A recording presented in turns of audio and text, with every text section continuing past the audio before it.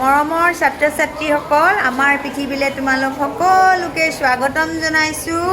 এইয়া মই এতিয়া ষষ্ঠ শ্ৰেণীত আছোঁ। আজি শুকুৰবাৰ নহয়নে? পূজা তোমালোকে সকলোৱে ভালকৈ পাৰ কৰিলা। তাৰপিছতে এতিয়া আমি আজি শুকুৰবাৰ হোৱাৰ কাৰণে এটা সাপ্তাহিক পৰীক্ষা তোমালোকে দিব লাগিব নহয়নে? আৰু সেইকাৰণে মই কেইটামান কৃষ্ণফলকত ব্লেকবোৰ্ডত কুৱেশ্যন লিখি দিছোঁ। তোমালোকে সেইকেইটা আনচাৰ দিবলৈ যত্ন কৰা। 1 নম্বৰ কুৱেশ্যনটো দিছোঁ, তোমালোকে দেখিছা? কল কমলা কোনে ভগাই খায়? বিহুগীত কোনে গায়? 20ৰ পিছত 21 হ'লে 21ৰ পিছত কি? 15 সংখ্যাটো আখৰেৰে লিখা। ক বৰ্ণৰে দুটা শব্দ লিখা।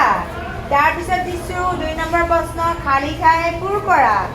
প ডেছ ম ব গ ডেছ প্ৰথম ডেছ দ্বিতীয় চ প্ৰথম চ ডেছ ক ডেছ। 3 নম্বৰ প্ৰশ্নটো দিছোঁ 1ৰ পৰা 11লৈকে সংখ্যাবোৰ আখৰেৰে লিখা। তোমালোকে সুন্দৰকৈ লিখা পাৰিবা নিশ্চয়, পঢ়া শুনা কৰিলা ন?